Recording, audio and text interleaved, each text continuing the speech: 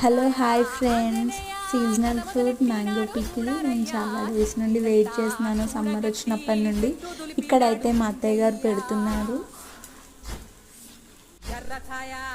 మాకు మా బావ వాళ్ళకి మా అత్తయ్య వాళ్ళకి అయితే ఇదంతా 1 year వరకు సరిపోతుంది.